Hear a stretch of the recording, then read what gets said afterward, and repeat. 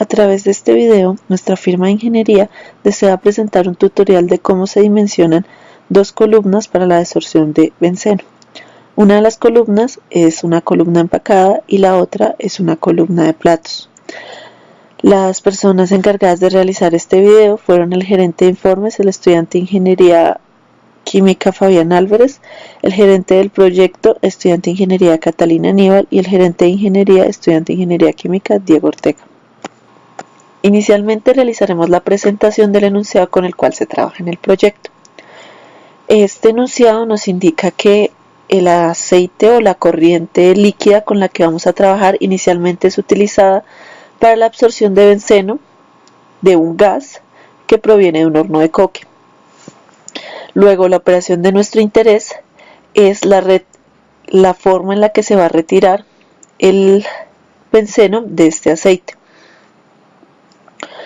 Podemos observar que va a ser a través de vapor de agua y que va a realizarse a presión atmosférica. Nos indican cómo son las condiciones de equilibrio, que en este caso pues están dadas por la ley de Henry, y nos dan un punto en esta curva de equilibrio. Luego nos indican dos puntos de operación, que son el punto de entrada y el punto de salida.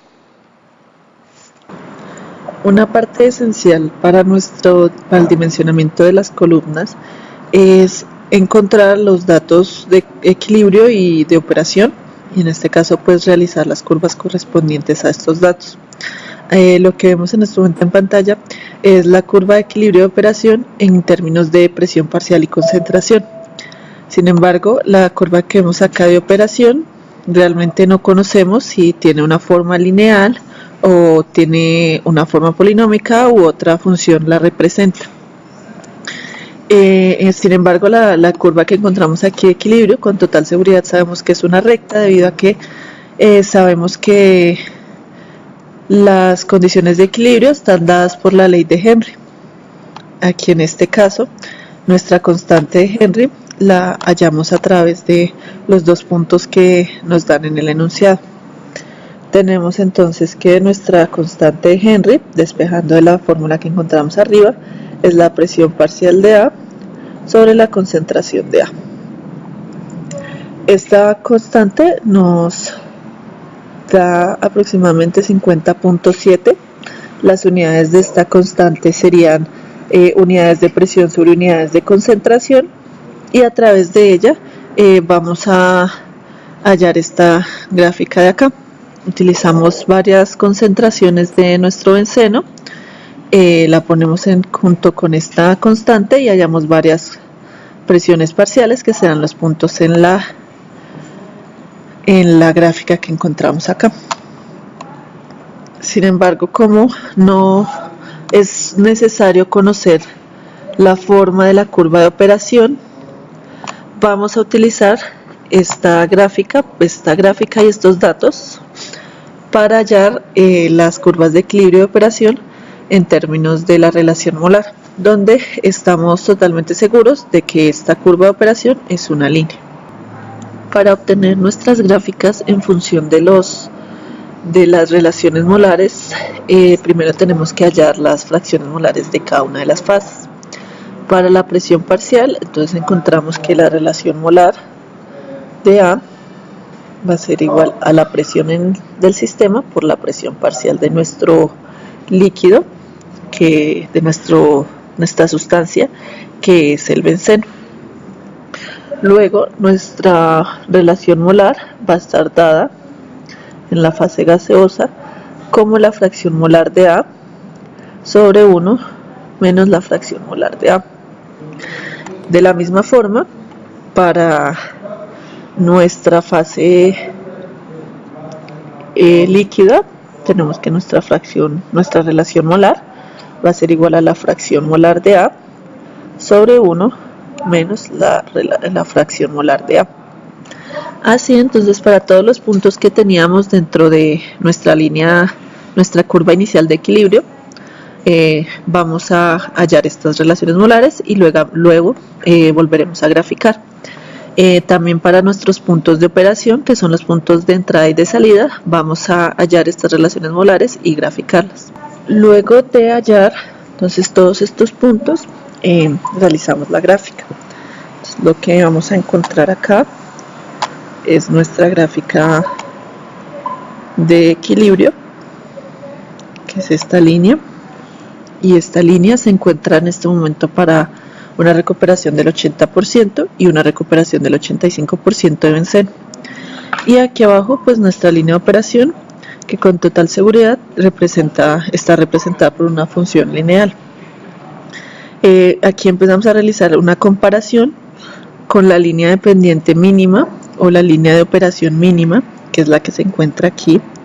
Esta curva o esta línea representa una situación hipotética en la que la concentración en el líquido es muy grande, permanece casi que constante y por eso pues se acerca demasiado a nuestra línea de equilibrio, que incluso pues el punto que se encuentra acá se encuentra sobre la línea de equilibrio. Lo recomendado en la literatura es que la pendiente de esta línea, de la línea de operación, sea 1.4 la pendiente mínima.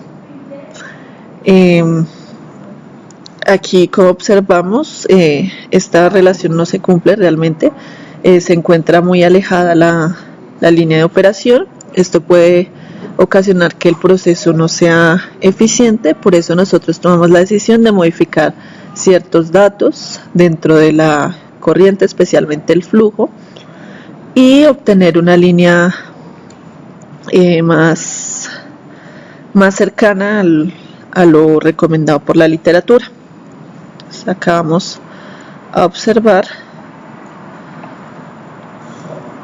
lo que obtenemos finalmente al optimizar, digamos, esta línea que tenemos acá. También podemos observar las etapas teóricas que obtenemos con esta línea, que son aproximadamente 5.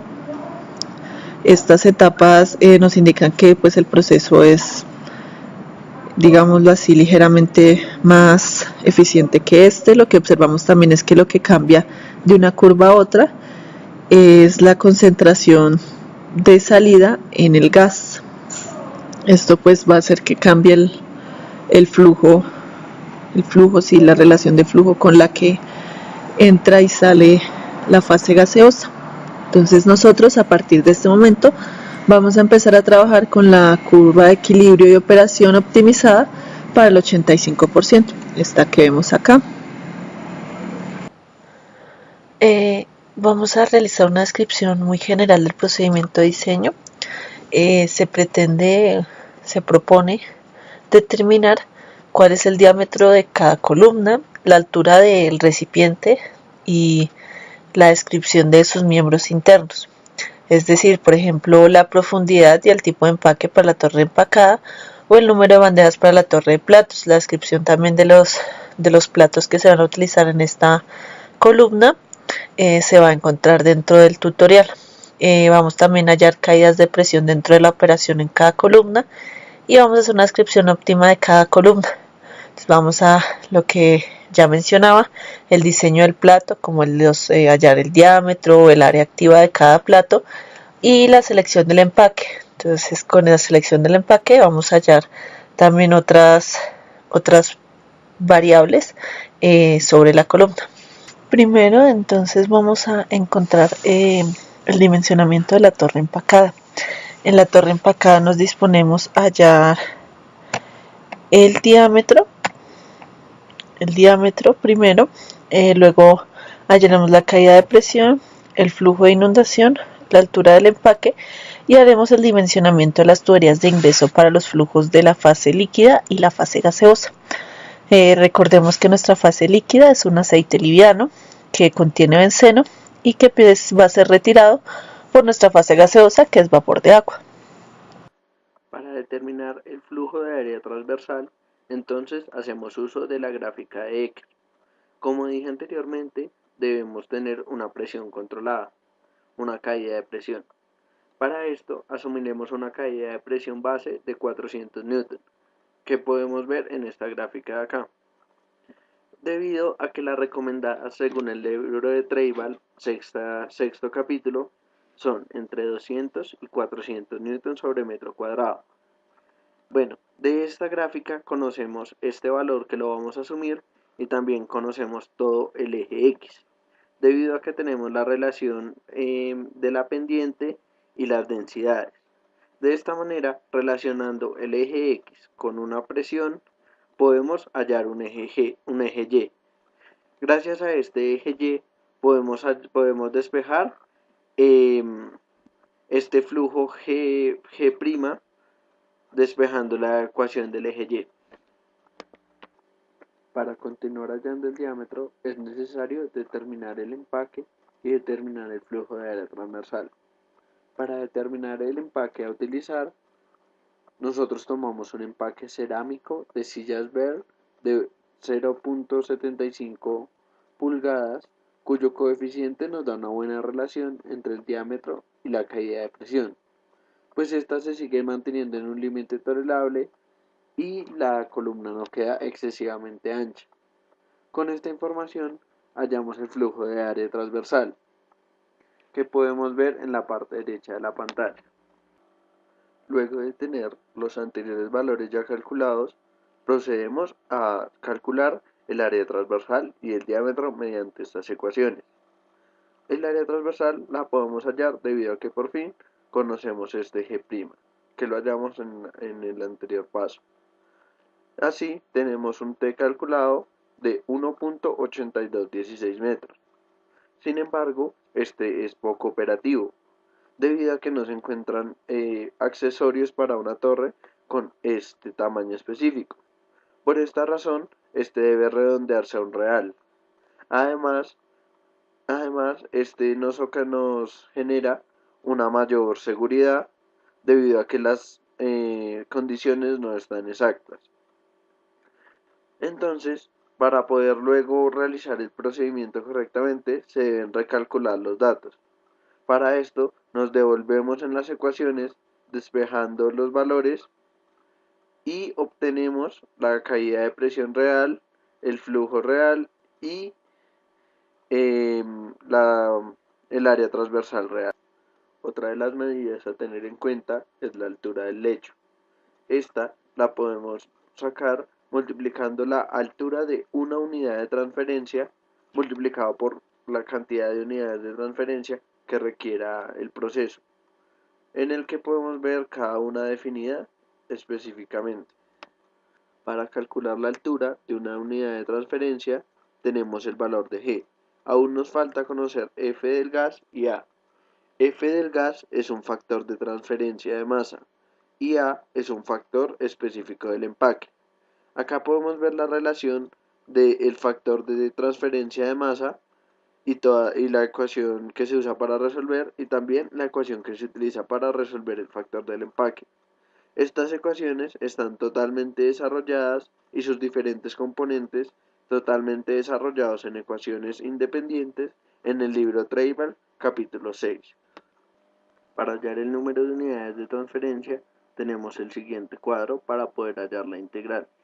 En este escogemos Y's que se relacionan con con los moles por moles libres en el soluto, en este caso del gas, y X en el líquido. Entonces escogemos los valores que tenemos en la línea de operación, que va de 0 a 0,38, y lo partimos pues en diferentes intervalos que nos permita realizar una gráfica correcta. Después de haber hallado el Y y el X, hallamos un Y de operación. Un Y de equilibrio. Este Y de equilibrio lo hallamos graficando, llevando X a la ecuación de equilibrio y despejando Y.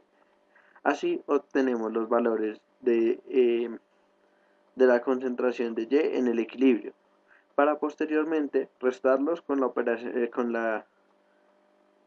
con el Y de la línea de operación. Así tendremos la diferencia entre la línea de equilibrio y la línea de operación.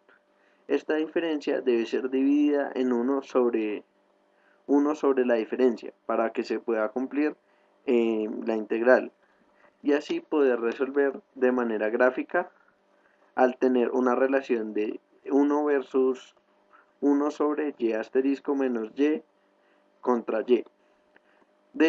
Teniendo ya esta gráfica, podemos obtener una ecuación y al integrar esta ecuación entre los valores 0 a 0.38, que son los límites de nuestro proceso, podemos obtener el área bajo la curva.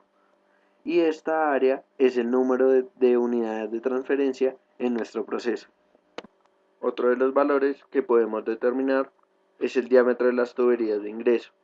Para la tubería de gas, asumiendo una velocidad recomendada por el Treival de 20 metros sobre segundo, contamos con un diámetro interno, según la ecuación presentada, de 0.0826 metros.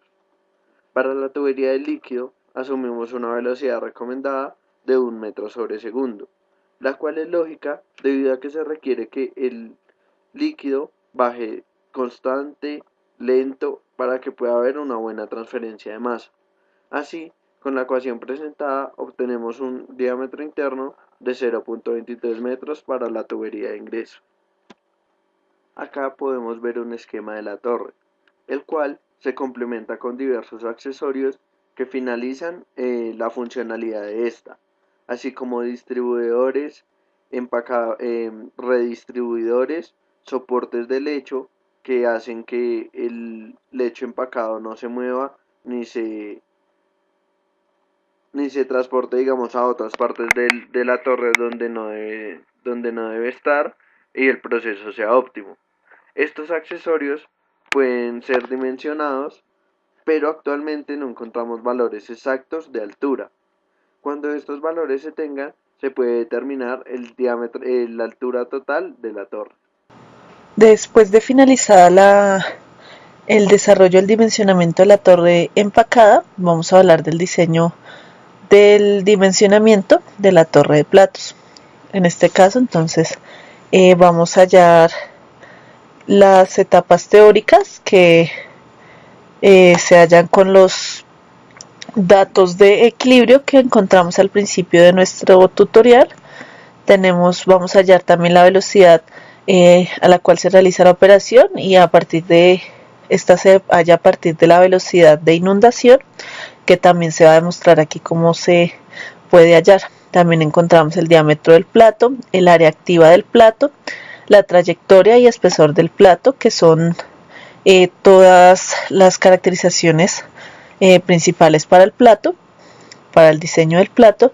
Luego vamos a hallar también la profundidad del líquido, la caída de presión del gas a través de la columna y los platos reales, es decir, de aquí vamos a encontrar la altura de nuestra columna de platos.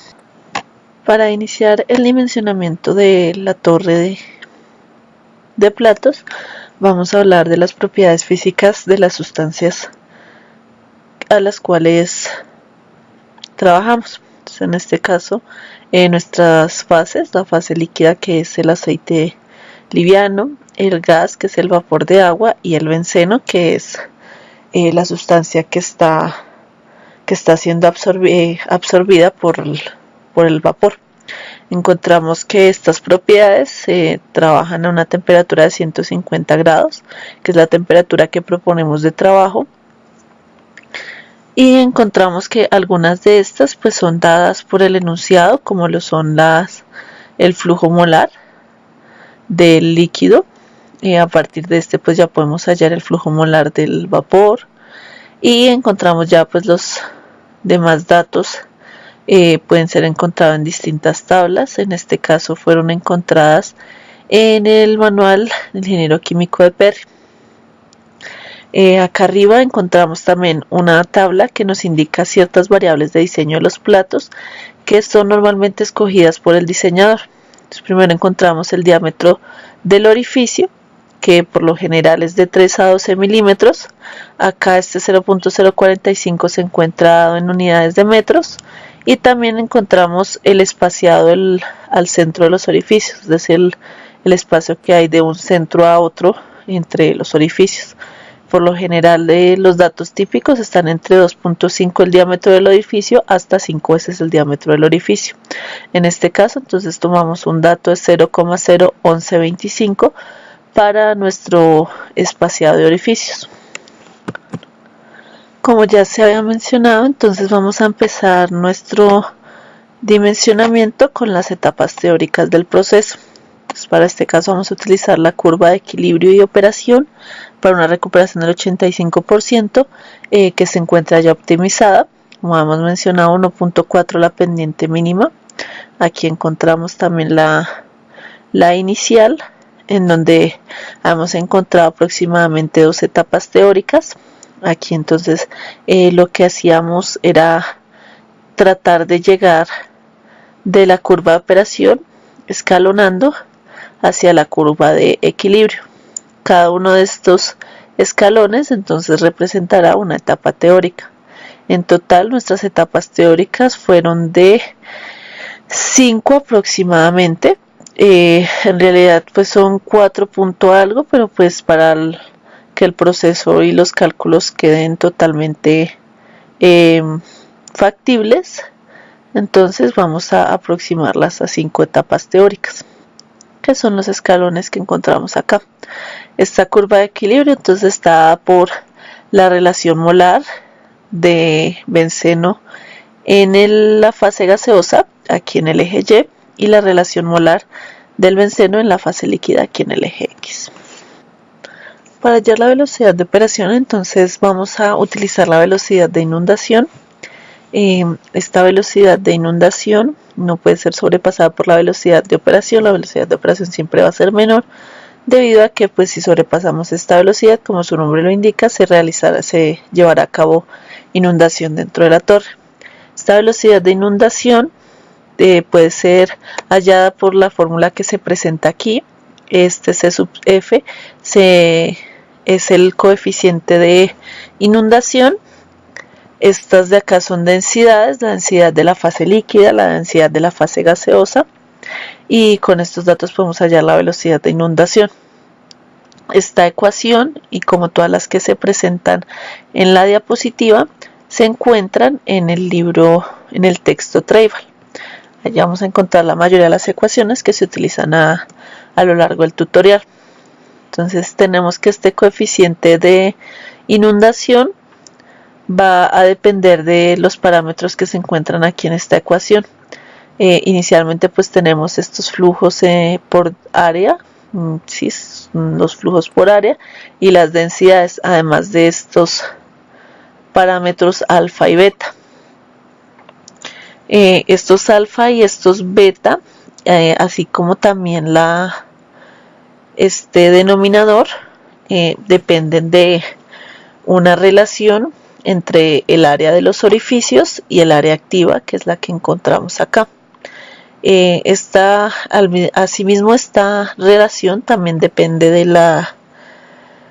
del arreglo geométrico que tengan los orificios. Si el arreglo es triangular, es decir que entre sus orificios se pueda ver la forma de un triángulo, o el arreglo cuadrado, que es ver entre sus orificios un cuadrado entre sus espaciados.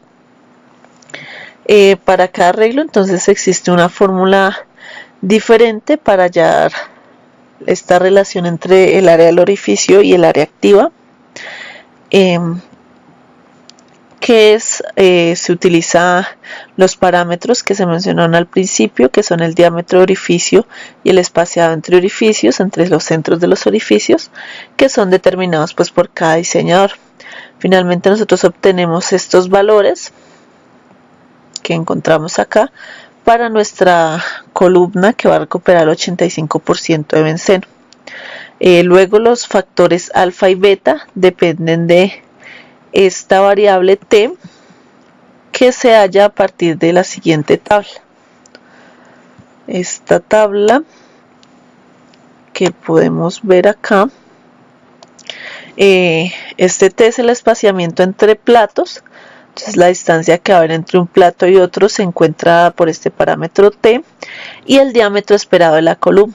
Entonces nosotros vamos a tomar más o menos un diámetro de 1 a 3 metros. Esperamos que nuestro diámetro esté entre este rango y vamos a utilizar entonces un espaciamiento entre platos de aproximadamente 0.6 metros. Entonces, utilizando este T de 0.06 metros, con el cual pues estamos definiendo a partir de la suposición de que nuestro diámetro va a estar entre 1 y 3, vamos a hallar entonces estos parámetros alfa y beta, que finalmente vamos a utilizar para hallar nuestra velocidad de inundación. Bueno, inicialmente pues nuestro coeficiente de inundación y luego nuestra velocidad de inundación.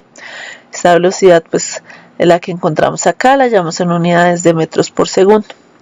Luego, entonces, como ya hemos mencionado, la velocidad de operación, que es la que encontramos acá, va a ser menor a la velocidad de inundación. En general se pone alrededor del 0.75-0.80 la velocidad de inundación. Esta velocidad también está en unidades de metros por segundo.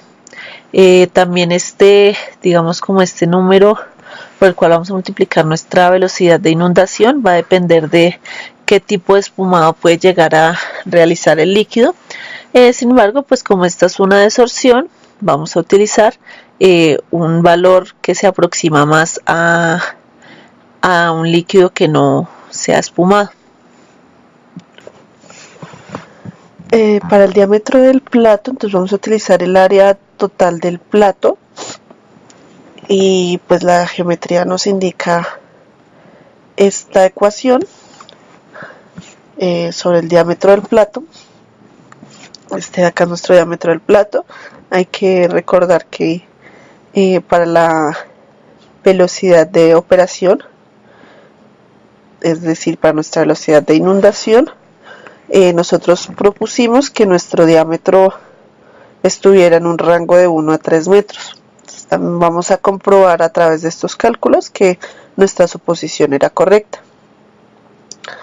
El área total entonces va a depender del área neta o área transversal de nuestra columna y del porcentaje que ocupa el vertedero, que se halla a través de este porcentaje de descenso. Acá, bueno, encontramos nuestra área neta, que va a ser hallada dividiendo el caudal, cualquiera de los dos caudales, puede ser el de la fase líquida o el de la fase gaseosa, y pues la velocidad de operación. Esta velocidad es del líquido. Entonces, nosotros realizamos la operación, este caudal entonces lo vamos a encontrar en las tablas que mostramos en el inicio y obtenemos nuestra área neta o área transversal, aquí aproximadamente 4.5 metros. Luego este porcentaje de descenso, como decíamos, depende de las dimensiones del vertedero. Entonces, primero vamos a utilizar esta tabla que encontramos acá, donde pues nuestro porcentaje de descenso va a depender de la longitud del vertedero y de la distancia al centro del vertedero. Nosotros digamos que hacen como una referencia al porcentaje que representa del diámetro cada uno de estos parámetros. Entonces nosotros vamos a escoger el parámetro que tenemos acá resaltado, que nos dirá que la longitud del vertedero es aproximadamente 0.7 el diámetro y que la distancia desde el centro a la columna va a ser aproximadamente 0.3562 el diámetro, que corresponde a un porcentaje de descenso de aproximadamente 8.8%. A través de eso, entonces tenemos acá nuestros datos, nuestro porcentaje es 8.8%, que vamos a incluir en nuestro cálculo. Tenemos nuestra área total, utilizando nuestra área neta anteriormente calculada, y a partir de eso entonces hallamos nuestro diámetro. Nuestro diámetro entonces es 2.56 aproximadamente, 2.56 metros. Comprobamos que nuestra suposición de un diámetro de aproximadamente 1 a 3 metros es correcta con los datos escogidos. Y a partir de esto también podemos hallar entonces ya las dimensiones, estas primeras dimensiones sobre el vertedero. Entonces tenemos la longitud del vertedero utilizando nuestro T 2.5 aproximadamente 2.5638 metros. Obtenemos esta longitud del vertedero y obtenemos esta distancia al centro del vertedero. Luego es importante que normalicemos este dato. Nosotros lo normalizamos aproximándolo a 2.5 metros el diámetro. Entonces a partir de este diámetro volvemos a recalcular como una forma corregida de nuestras dimensiones, de nuestra área total, de la distancia al centro del vertedero y de la longitud del vertedero. Para estos últimos dos, entonces ya vamos a utilizar dos factores, los dos factores que encontramos en la tabla anterior, el 0.7 y el 0.3562, de la misma forma en la que los cogimos, es decir, para un mismo porcentaje de descenso. Y entonces aquí volvemos a obtener estos 4 daticos con nuestro diámetro normalizado. Tenemos estos datos. Ahora entonces vamos a hallar el área activa, que es el área útil de nuestros orificios o las perforaciones. Esta depende del área total, del área del derramadero y del área esta área X, que es el área de los soportes y otros accesorios accesorios de nuestro plato. Entonces esta área X es aproximadamente el 20% del área total, representada por aproximadamente el 15% soportes radiales o soporte del plato y otro 5% para los distribuidores, y esto sería representado por entonces el 20% del área total. Aquí entonces, utilizando el área total que calculamos con nuestro diámetro normalizado, hallamos nuestra área de accesorios y soportes, que es la que encontramos acá.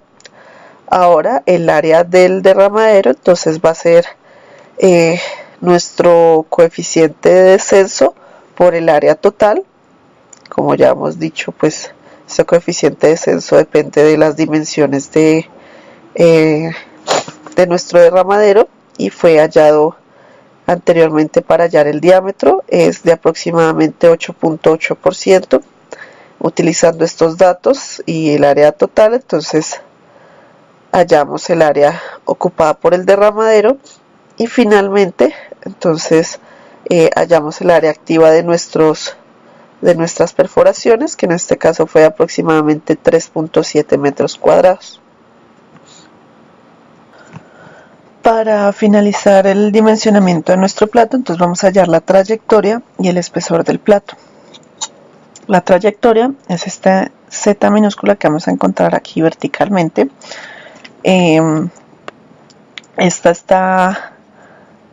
Está incluido el vertedero, y el espesor va a ser la distancia en la que no se incluye el vertedero. Entonces, para hallar nuestro espesor vamos a utilizar la distancia al centro del vertedero, que fue hallada en diapositivas anteriores. Esta distancia del centro al centro del vertedero, y nuestro espesor va a ser 2 veces esta distancia. Como lo podemos observar aquí también en la imagen, pues la distancia al centro del vertedero se encuentra acá. Ahora nuestro Z minúscula, es decir, la trayectoria del plato, como decíamos, va a estar dada también incluyendo el vertedero. Entonces vamos a utilizar la longitud del vertedero y nuestro diámetro calculado anteriormente también. Para este caso entonces nos dio aproximadamente 1.8 metros el espesor y la trayectoria de aproximadamente 2.1 metros. Ahora vamos a hablar de la profundidad del líquido, que más que un dimensionamiento del plato vamos a tomarlo como un criterio de diseño dentro del plato para pues saber si los parámetros que hemos asumido pues han sido correctos, ciertos parámetros como por ejemplo el espaciado entre platos. Tenemos que la profundidad del líquido va a venir dada por la suma de la altura del vertedero, que es este HW más este H1, que ya pasaremos a explicar qué es. Esta altura tiene que estar entre el 50 y 100 milímetros para que pues la operación sea efectiva. Entonces vamos a explicar qué es este H1. Lo que tenemos aquí es más o menos una idea de lo que sería el plato. Tenemos nuestro vertedero va a ser este de acá. Este vertedero vamos a considerarlo con una longitud de sobrediseño, y esta línea que tenemos acá sería el vertedero efectivo o vertedero ideal, por decirlo así, y nuestro H1 va a ser la distancia que exista entre estos dos vertederos, entre el vertedero real y entre el vertedero efectivo. Aquí podemos observar entonces nuestro diámetro y pues las dimensiones que vamos a utilizar. Este H1 y nuestra longitud efectiva están relacionadas por estas dos ecuaciones. Aquí incluimos pues el diámetro de nuestro plato e incluimos la longitud del vertedero real. Estas dos ecuaciones se pueden solucionar de varias formas, y la recomendación sería tener un sistema que solucione paquetes de ecuaciones, o podría utilizarse un Excel u otro tipo de programa para iterar y encontrar por ensayo y error los valores de H1 y de la longitud efectiva. Aquí ya obteniendo H1 y obteniendo la longitud efectiva, pues podemos tener el dato para esta parte de la suma. Luego la altura del vertedero la vamos a hallar a partir del espaciado entre platos, este T que nosotros habíamos seleccionado como 0.6. entonces nuestra altura de vertedero va a venir dada por alrededor de 0.05 metros. Esta tabla pues podemos encontrar los datos en el texto del Tradefall. Finalmente entonces realizamos la suma de H1 y H3, de H1 y la altura del vertedero, y obtenemos la altura de la profundidad del líquido, que es aproximadamente 73.9 milímetros, que se encuentra dentro del rango que nos dice es como el efectivo para nuestro proceso. Ahora entonces vamos a proceder a calcular la caída de presión del gas. Primero pues esta depende de la caída de presión del gas residual, de la caída de presión debida a la profundidad del líquido, o lo que conocemos como caída de presión hidráulica, y a la caída de presión en el plato seco. Acá entonces encontramos las fórmulas para cada una de estas caídas de presión. La caída de presión residual entonces va a depender de parámetros debidos a las constantes físicas y químicas de nuestro gas. Estas pues están dadas, y bueno, también de nuestro líquido. Estas también están dadas pues en las tablas que encontramos al principio del dimensionamiento de nuestra torre de platos. Ya pues nuestra caída de presión debido a la profundidad del líquido va a depender de la altura del vertedero y de las propiedades que hemos hallado ya en su mayoría. Para esta fórmula ya todas se encuentran halladas en diapositivas anteriores, a excepción de la velocidad activa. Esta velocidad activa la podemos encontrar dividiendo nuestro caudal por el área activa, que sí ya conocemos. Para nuestra caída de presión del plato en seco, entonces tenemos nuestra fórmula. Conocemos varias variables, pero necesitamos conocer, por ejemplo, la velocidad en el orificio o el área que ocupan los orificios, el factor de fricción de Darcy y el grosor del plato. Este grosor del plato lo podemos hallar utilizando tablas. Las tablas del Treival 6.1 se encuentra esta relación de acá de el diámetro del orificio sobre el espesor, sobre el grosor del plato, en función pues del diámetro del orificio que hemos encontrado. Así podemos hallar pues el grosor de nuestro plato. Luego vamos a mostrar aquí las otras fórmulas para la caída de presión en el plato seco. Para nuestra área ocupada por los orificios, entonces vamos a utilizar el área activa y esta relación que encontramos acá. Aquí nuevamente aparecen los parámetros que escogimos al principio de nuestro diseño de la columna de platos. Aquí luego tenemos entonces la velocidad en el orificio, en los orificios, que está por la división del caudal sobre el área de los orificios que acabamos de mencionar. Luego este factor C sub O que aparece en la ecuación lo podemos hallar mediante esta fórmula. Vuelve a aparecer pues nuestra relación de diámetro de orificio y grosor del plato, que como ya mencionamos se puede hallar a través de tablas. Luego, para encontrar nuestro factor de fricción de Darcy, entonces vamos a utilizar el diagrama de Modi. También puede hacerse por otros métodos. Nosotros utilizamos este porque nos parece el más factible.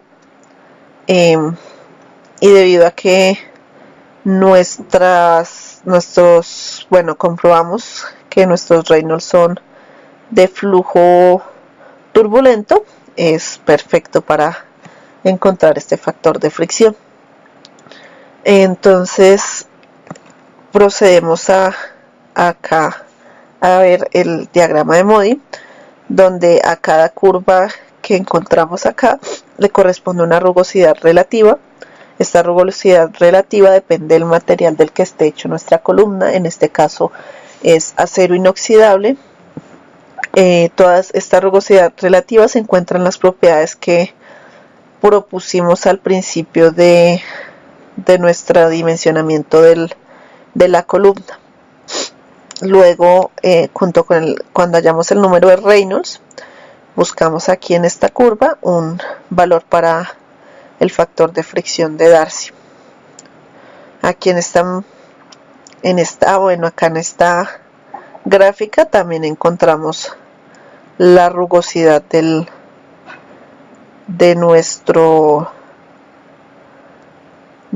material, que es el acero inoxidable, en pies y en milímetros. Estos milímetros entonces pues los dividimos en el diámetro de nuestra columna, que ya hallamos, y podemos obtener nuestra rugosidad relativa y usarla de esta forma. Luego de esto pues procedemos ahora sí a calcular todos nuestros parámetros para encontrar la caída de presión en el plato seco. Encontramos también pues que la velocidad de los orificios va a depender de la geometría que tenga el espaciado de estos. Entonces hablábamos de la geometría triangular y de la geometría cuadrada. Encontramos que para una geometría cuadrada pues la velocidad va a ser mayor para un mismo diámetro y para un mismo caudal. Entonces, prosiguiendo, vamos a mostrar el cálculo de los Reynolds. Acá nos encontramos nuestros Reynolds. Hay un mayor Reynolds para una geometría cuadrada debido pues a que hay una mayor velocidad. Luego, entonces, utilizando el diagrama de Modi, como ya hemos explicado, hallamos estos dos factores de fricción que finalmente se traducirán para hallar la caída de presión en el plato seco para cada geometría. Luego, entonces, ya tenemos nuestra caída de presión debido al gas residual. Tenemos las caídas de presiones para cada uno de las geometrías en el plato seco, y también utilizando pues lo que ya habíamos hablado en unas diapositivas anteriores, hallamos la caída de presión debido a la profundidad del líquido para también una geometría triangular y una geometría cuadrada. Y finalmente pues realizamos la suma de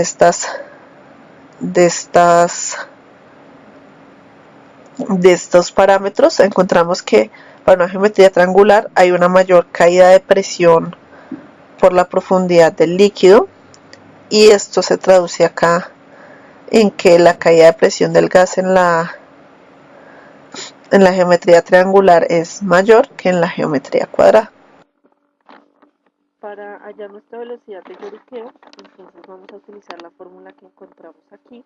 Esta fórmula la tomamos del texto Treibel del capítulo 6 y está relacionada a parámetros físicos de nuestras fases y a los parámetros que dimensionamos de nuestros orificios. Con estos parámetros que ya hemos mencionado, entonces hallamos la velocidad de lloriqueo, y con esta velocidad podemos obtener otro criterio de evaluación de nuestro proceso, que es la resta de esta velocidad junto con la velocidad de operación de orificio. La velocidad de orificio para un proceso totalmente óptimo debería ser mayor que la velocidad de lloriqueo. Sin embargo, puede existir un porcentaje pequeño de lloriqueo que puede hacer que la velocidad de lloriqueo sea mayor que la velocidad de orificio. Sin embargo, en lo posible vamos a tratar de evitar que esto suceda, y si sucede, que sea lo más mínimo posible. Para determinar el número de platos reales, lo que vamos a hacer es hallar la relación del número de platos teóricos y la eficiencia del plato que vamos a utilizar. Entonces, la eficiencia del plato que vamos a utilizar va a depender de la eficiencia en un punto particular, es decir, va a depender de la eficiencia de Morse, y lo que vamos a mostrar a continuación es cómo se hallan estas eficiencias, y finalmente mostraremos la relación de la eficiencia con el número de platos teóricos que hallamos inicialmente, que hablábamos en las etapas teóricas. Para hallar la eficiencia puntual, es definida como la eficiencia en un punto de la superficie del plato. Esta eficiencia la podemos hallar a través de la ecuación que encontramos acá, que estoy señalando, y que depende del número de unidades de transferencia de masa. Asimismo, las unidades de transferencia de masa van a depender de las unidades de transferencia de masa en la fase líquida y las unidades de transferencia de masa en la fase gaseosa. Estas dos se hallan a través de las ecuaciones que encontramos aquí. Nuevamente recalco que estas ecuaciones se encuentran en el texto Treibel en el capítulo número 6. Nuestras unidades de transferencia de masa de la fase líquida va a depender de la velocidad la velocidad activa, la densidad del gas, la difusividad del benceno en la fase gaseosa, y este parámetro teta sub L, que se halla a través de la siguiente ecuación y que tiene unidades de segundos.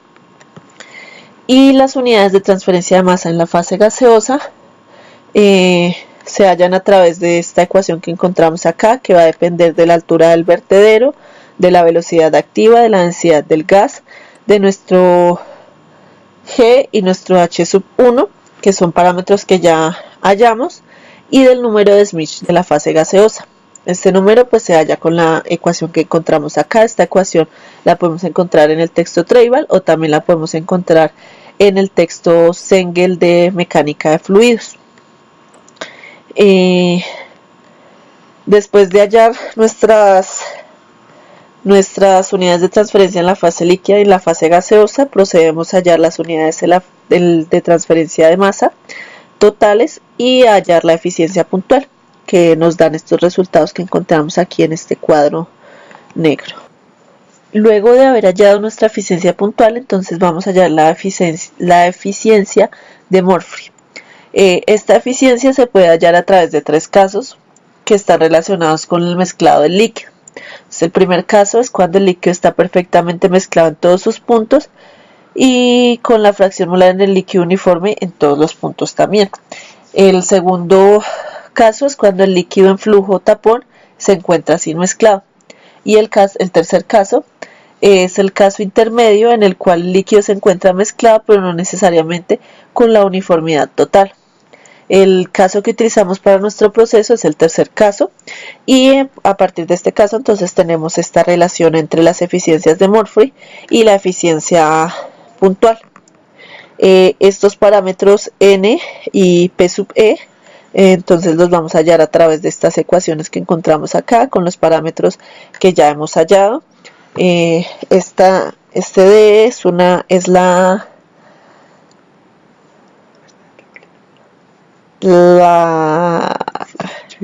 difusividad de remolino, que depende también de los parámetros que ya hemos encontrado, como podemos observar acá. Finalmente, pues despejamos de aquí la eficiencia de Murphy y este es el resultado que obtenemos. Sin embargo, es necesario hacer una corrección para el daño hecho por arrastre a esta eficiencia y se hará con esta ecuación que encontramos acá. Y finalmente obtenemos la eficiencia de Murphy corregida, que es la que vamos a utilizar para el cálculo de nuestros platos reales. Ahora entonces nuestra eficiencia total va a depender de la eficiencia de Murphy y de este parámetro A que se encuentra por esta relación que encontramos acá. Aquí hallamos que nuestra eficiencia total es de un 78,52%.